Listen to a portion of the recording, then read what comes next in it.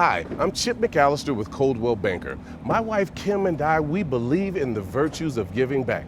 So this morning, we are going to be attending and speaking at the orientation of new agents at the Orange County Association of Realtors. Chip, let's bring Chip up and bring Craig up last. Yeah, Chip's a fun guy. Chip is a table mate of mine at one of the broker preview meetings. Chip's been in the business, you've been, what, for 2 years now? Yeah, 2 years. 2 years. So he's fairly new at this. But here's a little trivia for you. Who here watches The Amazing Race? Have you ever seen the show? Does Chip look familiar? He's the celebrity. Yeah. Oh, yeah. Big His wife, celebrity. Kim won season 5. Yeah. That was the year my wife and I started watching that show, and we were rooting for Chip and Kim the whole time. They were awesome. Oh. And he's still awesome. Oh. So you're going to hear some great tips from someone who hasn't been in the business as long as most, but he's just been killing it with some great stuff. So let's see, what else am I missing here? Oh, you were in the technology business for over 20 years and doing social media. Notice he has his own little microphone here. He has his son back here helping him out too. So you'll see this on Facebook. He's single, lady. He's single. And this guy, believe it or not, he's done some pastoring at churches. He is a strong Christian guy who loves to do some pastoring and teaching here. So, welcome, Chip. Thank you. Finally, we're going to bring on Craig Warren. Craig is our current president of the association. You heard Dave mention Craig's name earlier. And he is the CEO and owner of Riviera Coastal Properties, I'm sorry. And this is the tough one. When you're president, you get to go to all the committees. So we have 21 different committees now. This guy gets to attend 21 different committees every single month. So I'm shocked he's able to stay in the business. Congratulations on that. He's currently on the board of directors, mentioned, bylaws, executive finance, OCAR cares, and the risk management committees. And he is CAR director, along with a state national policy task force director and selection force. That's too much. These guys are big time volunteers. They're much appreciated. And we're going to have Pam step in and do a little Q&A with them for you guys. And then if you think of any questions, we'll save them for the end there for you. All righty. Notice I'm holding my thing. Girls don't have belts. All right, the best way to find out about this business is to ask somebody questions or get input from somebody that's been in it for a long time. We all have funny stories, and we all have things that have happened that we can share.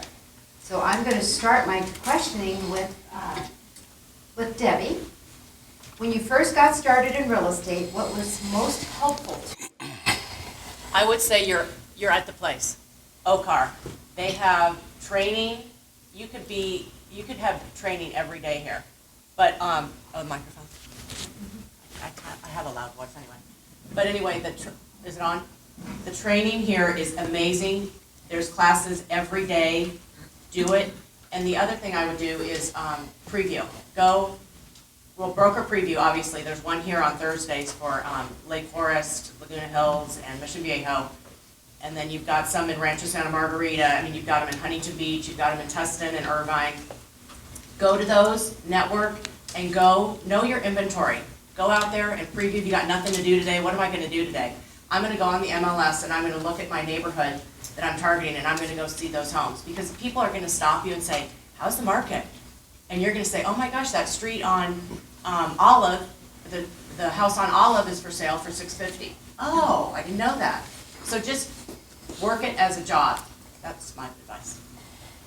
Okay, great. You're good. One of the things that held me back, at least the first year of my career, is that I was totally intimidated by the forms, by the contracts.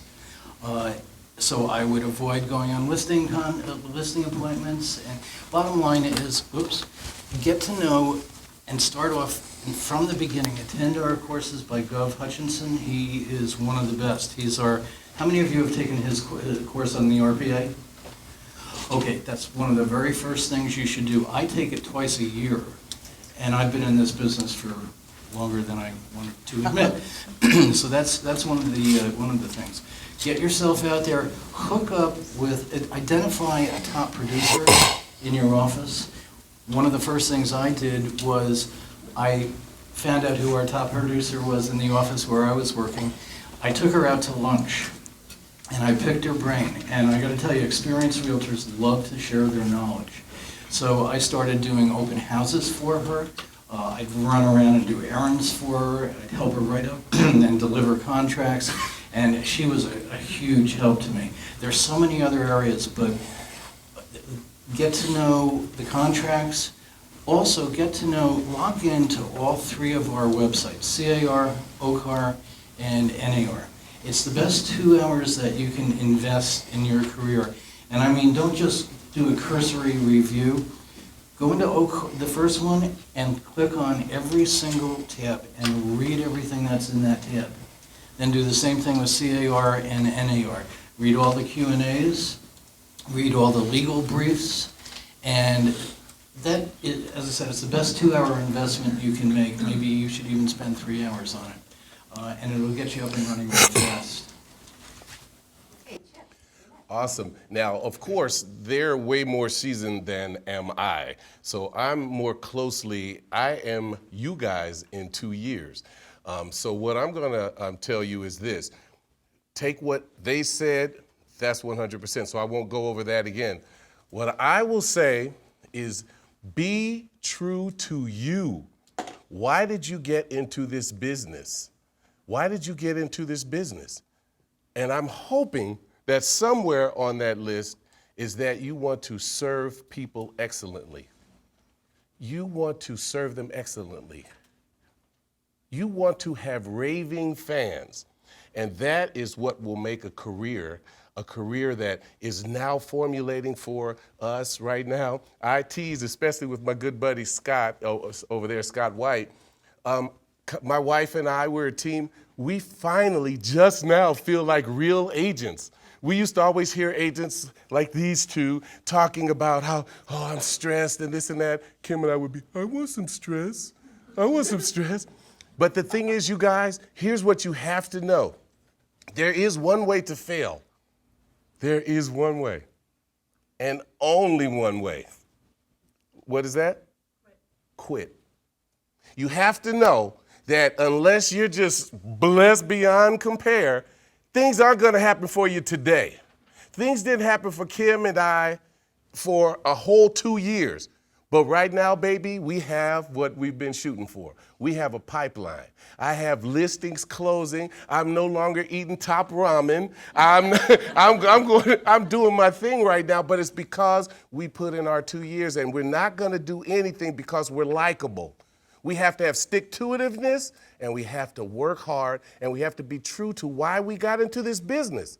And there should never be a day when we go home and we're thinking that I just had fun today. No, we have to always put some bait on the hook, at least a little bit of bait, at least a hot dog for the fish to bite. Amen? All right. Okay, I just have a quick question for Craig. You said you were intimidated by the forms when you first went into business. Can you tell me how many pages the RPA was when you went into the business? Well, I moved out here from New York. I was in a different career in education, but I also got my real estate license there. And in New York, it was 1 page. That was a long time ago. Then when I moved out to California in 1984, it was 2 pages. God. Now it's 10 pages, not even counting I've lost count of how many disclosure forms we have. So, I mean, my files now are this thick. And that's another thing, keep good records so that you don't get, if you get sued, you've got full documentation. Okay, Debbie, I have a question for you. What would you do differently knowing what you know now? That's a good question. I have a couple things. The first one is I would have kept my database better. I mean, by that I mean, get their birthdays, get the date that you sold the house, get their email, get their home address, get their phone number. Keep in touch, because you know what? It hurts so bad when you drop the ball and then you realize that they bought a house from somebody else. And it's happened to all of us. But you're not going to win them all, but you do need to keep in front of them all the time, because you don't know if they're gonna have a friend or a neighbor or a kid buy a house. And the other thing I would do differently is I wouldn't run out and spend a bunch of money marketing. I did, when I first got in it, I think I was spending $500 a month for direct mail, and I didn't get one bite. And I didn't have the money to do it at that time either. So wait until you have some money and some cushion. Yeah, you're gonna have to spend money to make money, as it all says, but being a realtor is hard work. I mean, it's gonna take time, like these guys said, it's gonna take you guys time to get stuff going, but just keep in touch and don't spend a lot of money until you have it. Okay, Craig. You probably all heard one of the first things to do is to work your sphere of influence. Well, your sphere of influence is limited. You know, there's only so much you can do with that. Let me tell you a story. A few years ago, I went back to the East Coast to visit my family, and I went to a cocktail party, and I met an 84-year-old lady who, for 10 consecutive years, right up until the time I met her, she was the #1 top producing agent in all of the state of Rhode Island. And I went up to her and I said, "How do you do it?" And she said, "Craig, every morning when I get up, I take out 10 business cards, I put them on my dresser, I take my shower, I get dressed, I get out there, and I vow that by the end of the day, I will have given out all 10 of those business cards." And I said, "Well, where do you give them out?" She said, "When I go to the 7-Eleven, I give it to the clerk. When I go to a restaurant with my clients, I hand it to the waitress." And she had all these different ways, and she said, "If I don't pass them all out by the end of the day, the remaining cards get added to the next day's cards." So, you know, she's really motivated to do that. And also, get a name badge, wear it out to the store. You may feel a little weird about it, but I guarantee you, every time you are on the line, on the checkout line, somebody's going to say, "Hey, what's going on in real estate?"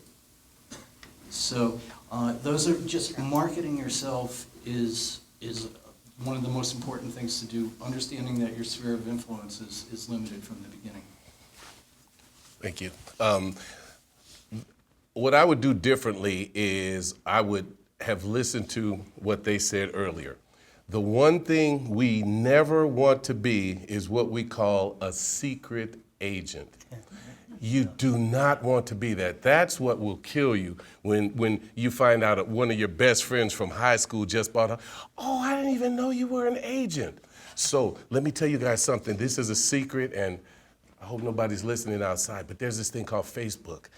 And you guys may not have heard about it, but man, that thing does everything for what Kim and I do. So when I say just cast a little bit of bait into the water, I mean on Facebook, and I'm not talking about a business page, and to Debbie's point, I'm not talking about spending money and boosting. On my personal Facebook page, it is so strategic. My son really helps me with that, but it's where I'm putting out having fun, going out, golfing, partying, having fun, being with people, real estate. Real estate.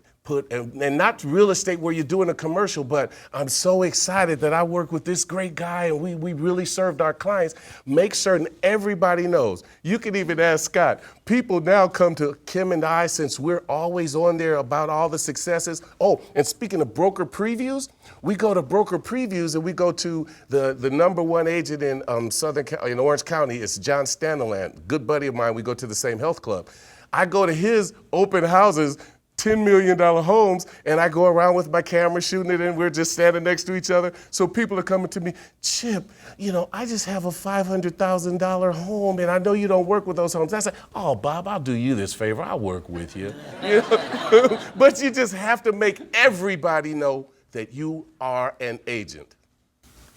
All right, that's right. Okay, one more question. Debbie, how has your involvement in OC Realtors helped or affected your business? Oh, this organization has been awesome. I got my license in '09. My first listing was a short sale. Oh, yeah. A long sale. A long sale, yeah. But I came here and I wanted to get involved. I had been coming to the broker previews and all that, and I had wanted to become involved in the green committee. So I went and talked to Joanne. I was so green myself, I didn't know what I was even talking about. And I said, is there a green something? And she said, yes, come join the green committee. I've been with this green committee since I started. And let me tell you, the networking, the community outreach, you're talking to not just regular realtors, you're volunteering at these organizations, you're getting out there and you're meeting and you're touching people. And with that too, the Women's Council of Realtors has been awesome. It's just a growing, if you want to grow, if you want to become a leader, it's not just for women, men can join too. It's a great organization for education and networking as well. And then basically just OCAR itself, OCR I should say. No, OCAR. It's my home away from home. I mean, I'm here a lot. The classes and the education and the people and the support, it's tremendous. I couldn't have been here without it. Right? And Craig. Thank you. When I first came out here in 1984, that's when I first got active. We were then known as the the Saddleback, Pam? Saddleback Association. Saddleback Valley Association. Saddleback Valley Association. We had 440 members. Do you know how many we have now? Anybody want to guess? 13,000. 14,000. Yep. So I've seen this organization grow exponentially over the years. In the beginning, we had no training, and then we started having a few little courses or speakers come in. Now, we are the preeminent association, not only in the state, we're now the largest, or like this far away from being the largest in the state, and we're 10th largest in the entire country. So we have the resources to give you all these member benefits. I wish I had had them when I was first getting started, but now we've got anything you could possibly imagine, including social media classes. I'm taking one myself. So just some more samples of what you should be doing. Right. The broker previews that they're talking about, that they are so helpful for you all. They are really helpful. What would it mean for you to have a problem that you know nothing about and you're able to call Scott White or Lynn Herman or Craig or just to be able to do that? Can you do that if you have no relationship with him and you're a stranger calling him? Yeah, you could, but wouldn't it be better if, like Scott say, we're table mates? I made certain that I get to know people who know a lot more than I do, so you get to become familiar with the people. So the broker previews are so extremely valuable. And so with me being the last one to speak here, and I'm the closest one to you all, what I will tell you is this, is that right now you have a lot of friends and your sphere of influence is going to be very important to you. However, please know that they are not going to want to do business with you just because you're nice people, just because your daughters, sons, just because you know them well. Because this is going to be probably the most expensive or the most amount of money they're ever going to put out in their lives buying their home. So they need to be able to trust you. So you have to make certain that you don't get your feelings hurt. You just have to know that same thing happened to me when I first started, people were buying homes because I wasn't seasoned enough.